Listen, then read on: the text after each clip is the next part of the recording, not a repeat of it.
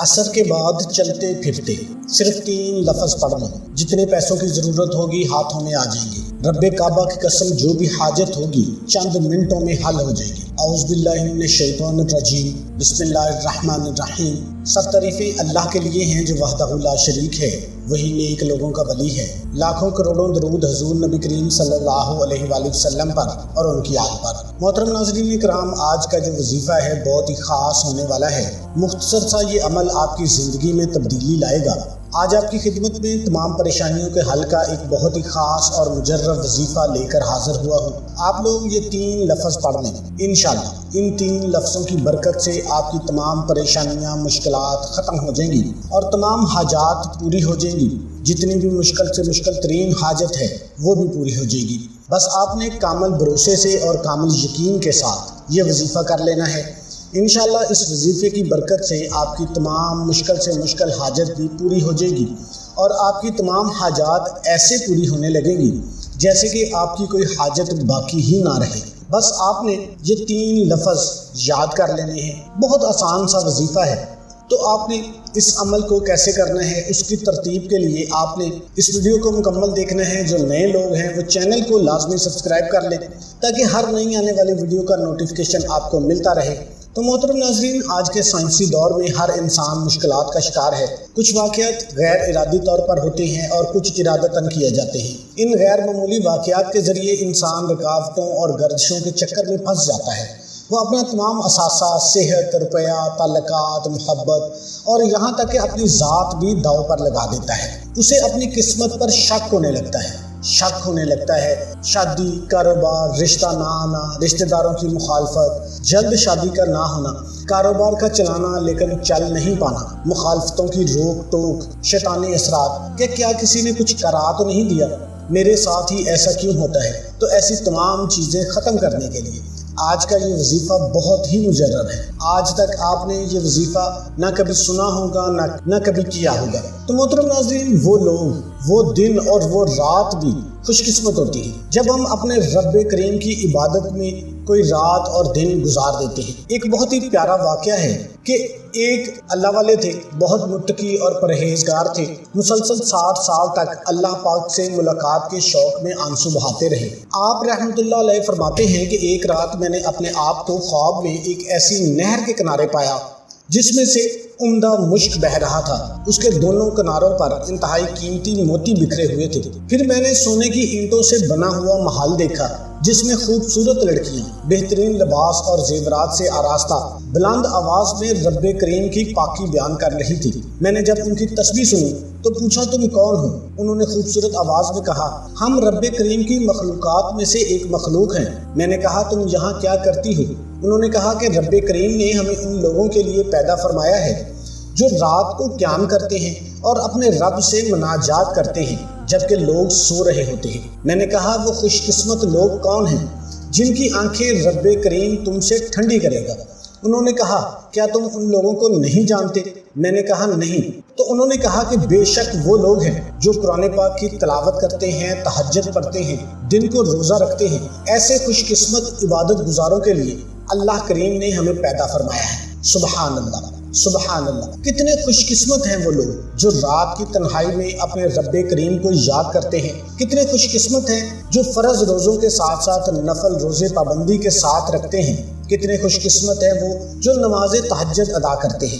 کتنے خوش قسمت ہے جو روزانہ تلاوت قرآن پاک کرتے ہیں۔ کتنے خوش قسمت ہے جو رات کو قیام کرتے ہیں۔ لیکن آج کا جو ماحول ہے وہ دیکھ لیں، افسوس کے علاوہ کچھ نہیں کیا جا سکتا۔ ہماری ایسی تعداد بھی موجود ہے جو راتوں کو دیر تک جاگ کر کبھی فلموں ڈراموں میں اپنا وقت برباد کرتی ہیں، کبھی موبائل فون پر کال پیکجز کے ذریعے اپنی قیمتی لمحات کو گناہوں میں گزارتی ہیں۔ سوشل میڈیا پہ ساری رات بےہودہ اور فضول گفتگو پھیلاتے ہیں، اپنا اور اپنے دوستوں کا وقت برباد کرتے ہیں۔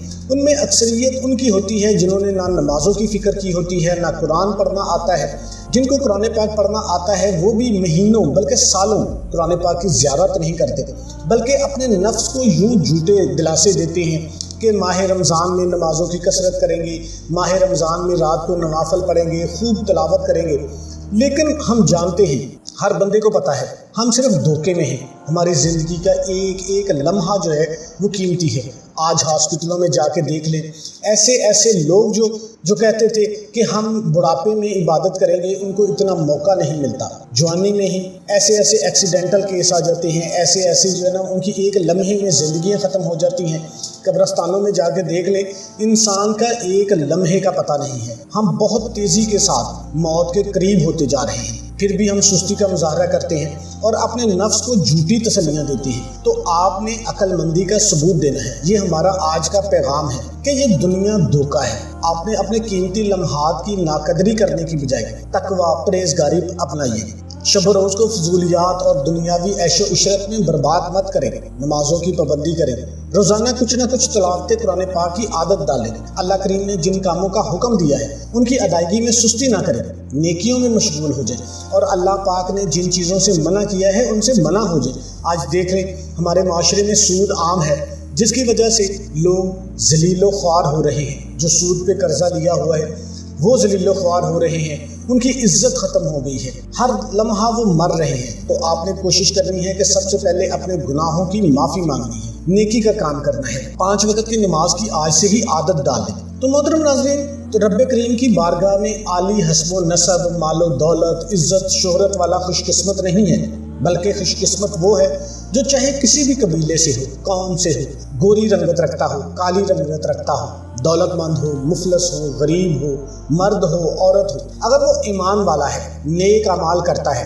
رب کریم کی اطاعت اور فرما برداری میں اپنی زندگی گزارتا ہے، وہی دنیا میں بھی کامیاب ہو جاتا ہے، آخرت میں بھی کامیاب ہو جاتا ہے۔ تو آپ اللہ کی یاد سے جب غافل ہو جائیں گے تو اللہ پاک آپ کے اوپر مصیبتوں کے پہاڑ ڈال دیں گے۔ تو آپ نے کوشش کرنی ہے کہ اللہ کی ذات پر بھروسہ رکھتے ہوئے اللہ کو کثرت سے یاد کرنا ہے۔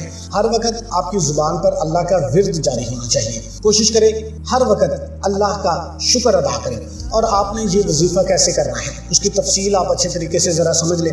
آپ کسی بھی نماز کے بعد اس عمل کو کر سکتے ہیں۔ نماز کے بعد آپ کو وقت نہیں ملا، آپ کسی بھی وقت اس عمل کو شروع کر سکتے ہیں، لیکن بہترین جو ٹائم ہے وہ عصر کی نماز کا ہے، کیونکہ وہ قبولیت کی گھڑیاں ہوتی ہیں۔